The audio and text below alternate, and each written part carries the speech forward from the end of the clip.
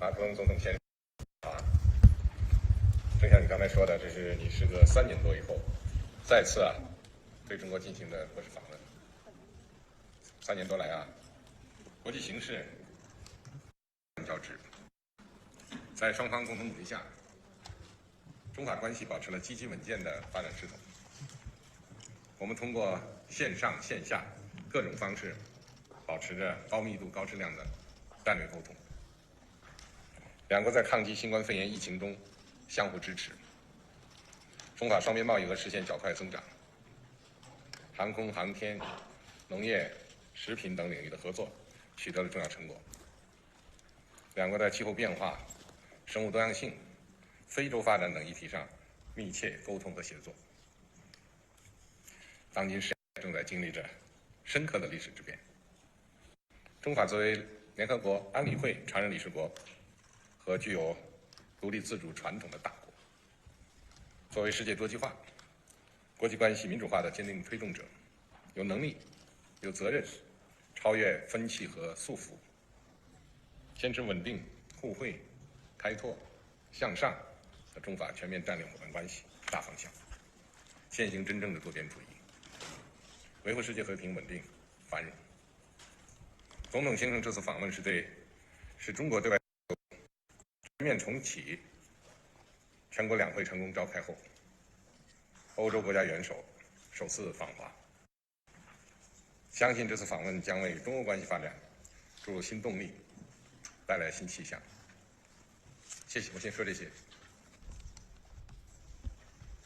Merci beaucoup, Monsieur le Président. Je suis heureux en effet de vous retrouver, ainsi que ma délégation. Heureux de vous retrouver à Pékin après l'entretien que nous avions eu ensemble à Bali, et un peu plus de 3 ans après la dernière visite d'État, vous le rappeliez, que j'ai pu effectuer ici même à Shanghai. Merci pour votre accueil, Monsieur le Président, et pour aussi tous les travaux préparatoires et tout ce qui va nous permettre ensemble de bâtir une stratégie, un partenariat permettant le succès. Vous l'avez rappelé, depuis bientôt 60 ans, nous fêterons le 60e anniversaire de ces relations diplomatiques entre la République populaire française l'année prochaine.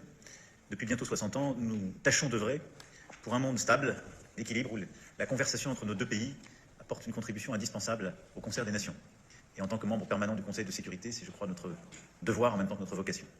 À ce titre, je souhaite que nous puissions poursuivre, d'abord sur le plan bilatéral, les bonnes relations qui sont les nôtres et le développement des ouvertures, des échanges humains, évidemment, et nous y reviendrons, et tout ce qui permet de nourrir le partenariat stratégique sur les domaines humains, culturels, de recherche, mais également économiques et technologiques, de pouvoir développer de manière équilibrée et mutuellement bénéfique nos échanges et réussir ensemble à apporter des réponses à certains des défis qui sont les nôtres, comme celui de la transition écologique. Nous savons les différences qui peuvent exister entre nos modèles, et nous en parlerons comme très franche et respectueuse, mais je crois pouvoir dire que nous avons encore beaucoup de choses à faire et que la reprise récente d'ailleurs des échanges humains dans cette direction. Nous évoquerons ensuite, conformément à ce que vous venez d'ailleurs de dire, les grandes questions internationales. Et je veux ici vous dire combien, moi, le travail qui a été le nôtre dans le droit fil de notre déclaration de 2019 sur les a permis des avancées majeures. Celle de la COP de Kunming et Montréal, qui, sous coprésidence chinoise, a permis sur la biodiversité des avancées considérables. Puis, en mars dernier, sur la question de la protection de la haute mer et de la biodiversité en mer, avec la négociation du BBNJ. Tout ça a été possible aussi parce qu'il y a eu cet accord stratégique que nous avions scellé en 2019 sur ces questions. Je souhaite que nous puissions poursuivre sur la lutte contre le dérèglement climatique, la biodiversité, la sécurité alimentaire, mais également un nouveau partenariat financier que nous souhaitons sur la planète. Notre travail ensemble, et à cet égard, le sommet que nous organiserons en juin prochain est un rendez-vous important sur lequel je veux que nous puissions revenir pour travailler ensemble étroitement. Enfin, Parler de ce partenariat stratégique bénéfique entre nos deux pays, c'est évidemment parler de la paix et de la stabilité dans le monde. Nous y sommes attachés. Je vous sais attaché ô combien à la fois au respect de la Charte des Nations Unies, au strict respect des textes en vigueur en matière de nucléaire, et donc à tout ce qui permet la paix et la stabilité sur la planète. Et à ce titre, l'agression russe en Ukraine a porté un coup à cette stabilité. Elle a mis fin à des décennies de paix en Europe. Et je sais pouvoir compter sur vous, au titre d'ailleurs des deux principes que je viens d'évoquer, pour ramener la Russie à la raison et tout le monde à la table des négociations. Et nous y reviendrons dans le détail, mais nous avons besoin de retrouver une paix durable, c'est-à-dire une paix qui respecte les frontières internationalement reconnues et qui évite toute forme d'escalade. Et je crois que c'est aussi une question importante pour la Chine autant qu'elle l'est pour la France et pour l'Europe. Cette paix, cette stabilité, c'est celle à laquelle nous tâchons d'œuvrer. Et je vous remercie une fois encore d'avoir accepté que nous ayons aussi un format trilatéral comme nous l'avions fait lors de votre visite d'État en France il y a quelques années. Vous avez invité la chancelière Merkel et le président Juncker. Nous aurons tout à l'heure l'opportunité aussi d'avoir une discussion sino-européenne avec la présidente de la Commission européenne, Ursula von der Leyen, ce qui je crois est une chance et une manière aussi d'avancer certaines des questions qui nous lient.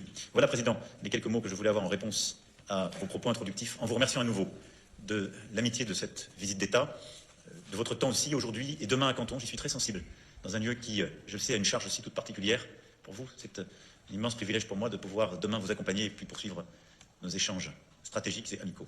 Merci, Président.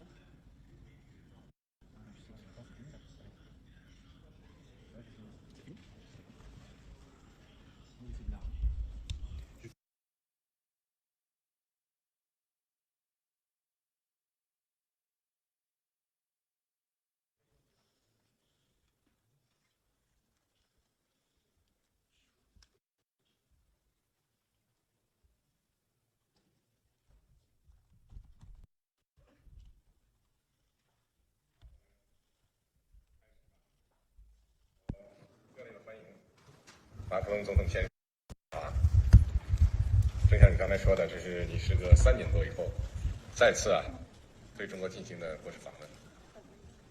3年多来国际形势交织，在双方共同努力下，中法关系保持了积极稳健的发展势头。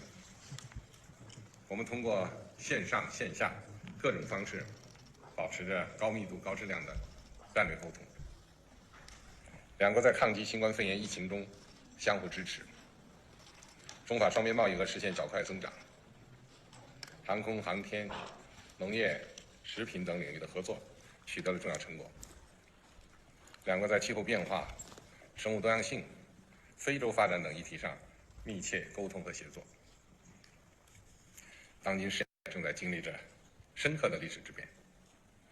中法作为联合国安理会常任理事国和具有独立自主传统的大国，作为世界多极化、国际关系民主化的坚定推动者，有能力、有责任超越分歧和束缚，坚持稳定、互惠、开拓、向上的中法全面战略伙伴关系大方向，践行真正的多边主义，维护世界和平、稳定、繁荣。总统先生这次访问是中国对外全面重启全国两会成功召开后，欧洲国家元首首次访华。相信这次访问将为中欧关系发展注入新动力，带来新气象。谢谢，我先说这些。Merci beaucoup, Monsieur le Président.